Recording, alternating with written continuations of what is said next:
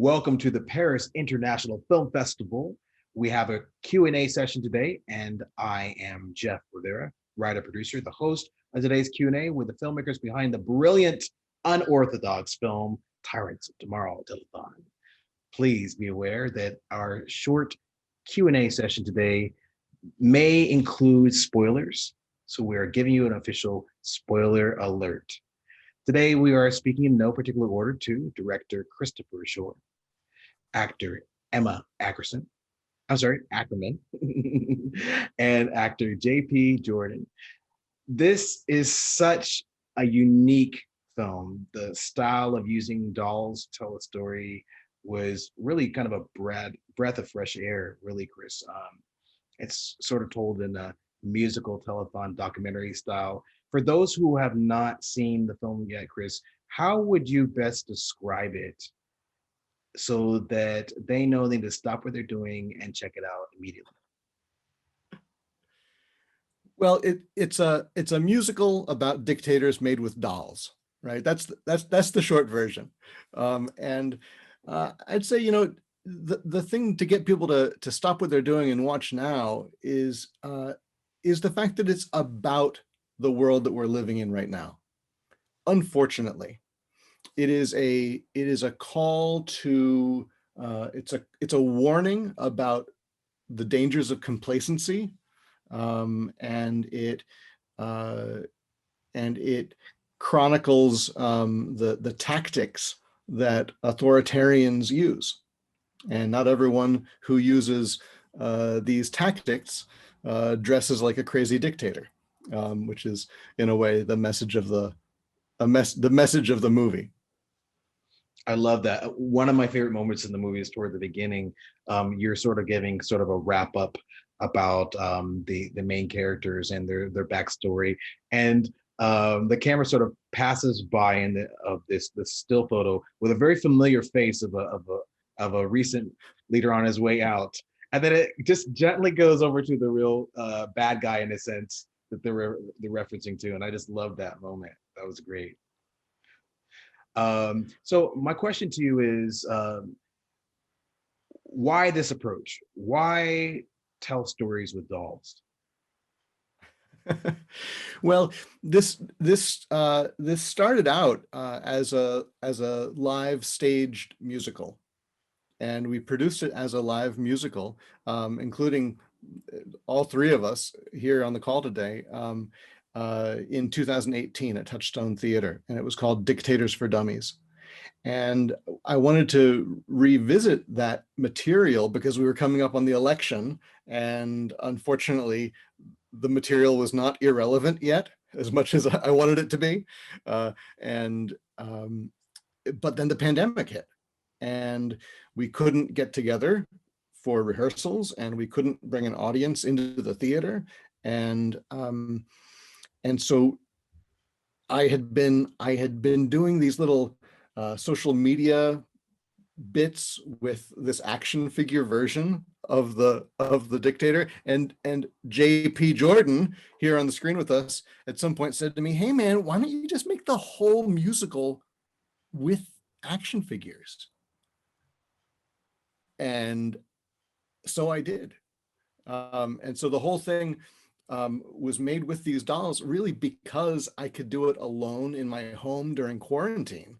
It was a strange experiment, but yeah, we ended up just having all these little guys, and we told the whole story with them. I absolutely love that. Emma, I have a question for you. Being an actor who comes from the theater background, what attracted you to this role, to this project in particular?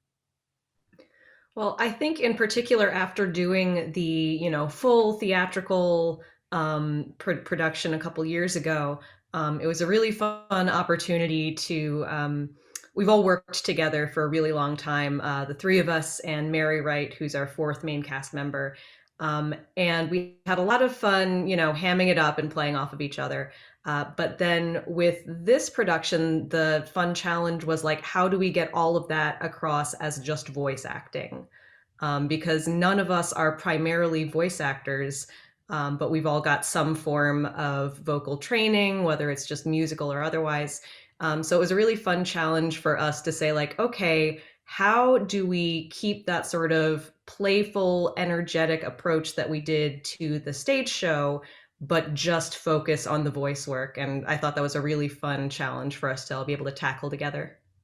And tackle it you did. JP, what was it like for you to do the voice recording in such an unconventional way? I really enjoyed myself. It's so liberating not have to deal with your body as a performer when all you have to do is your silly voice and you know what I mean, and dig into it and be like, I can I can just take this line wherever I want to right now, and Christopher has to make the doll do the movement. And so it's yeah, like I said, it's kind of a liberating thing. It was a great time. The recording process of it when we were all in the studio together was something that I'm interested in definitely doing again with the company on some sort of project. Who knows when? Hint, hint, Chris. Create something. I do have to hand it to the cast, because even voice acting for animation, you have like facial expressions to help communicate. But with these dolls, the faces are not moving, right? So it's so important that the actors communicate that through their voices, and they did a great job. They really did. Emma, what would you say in our last question for each of the panelists today? What was the greatest challenge in making this film? I mean, I think it was the challenge. Well, I guess it was two things really. I think part of it was the challenge of, just keeping that energy going through the voice work. Christopher would repeatedly come back to us and say, "This was really good. We're starting to slow down. We're starting to get low energy when we can't see each other's faces and the voice is all we have. We really need to, keep pushing into the voice work." So that was a challenge. And then just the challenge of, COVID and making sure that we were recording safely. Like JP said, we had our one sort of main recording day together where we were in the biggest room in Touchstone on all opposite corners with all opposite, different microphones and like very, very distanced and like masks on in between takes. So it was a very strange recording setup, but it felt like we rose to the challenge appropriately. And it really does sound like that. JP, what would you say, what was a challenge for you that was unique to other types of projects you worked on in the past? I become always very aware of, even on not just this, but all projects. I feel as the artistic director at Touchstone, but I'm always acutely aware of tech problems. And so for me, and so it's not the problems weren't different. They were all kind of the same when we're talking about like recording or whatever like that. But luckily I didn't have to worry so much about it, but I had felt a certain level of anxiety on Christopher's behalf, maybe even as I know he was kind of working through the software and creating this brand new thing from scratch. And but yeah,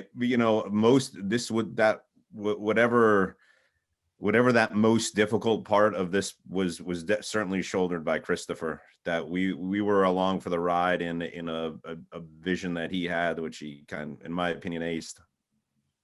He really did. Chris, what would you say your greatest challenge was in making this film? For me, it was learning a lot of new techniques. Everything from lighting a tiny stage to the camera work, where everything is, the entire stage was about 4 feet wide, and then the actual editing technology. I'm not a filmmaker. I wasn't a filmmaker. This is my first movie, and so I had to really learn how to edit, and that was a huge thing. And then there were also a lot of things like I spent a lot of time on my hands and knees on the ground trying to find tiny pieces of things that had dropped. Like, where did that tiny pair of glasses go? Or where did that left hand in a fist go? It fell someplace, you know. It was a very sort of strange and funny process all at the same time. Well, it was a strange and funny and brilliant film. I want to thank all of the esteemed panelists today and members of the cast and crew of this brilliant film. Thank you for all viewers who tuned in. And once again, I am Jeff Riviera, writer, producer, and the host for today's Q&A session at the Paris International Film Festival.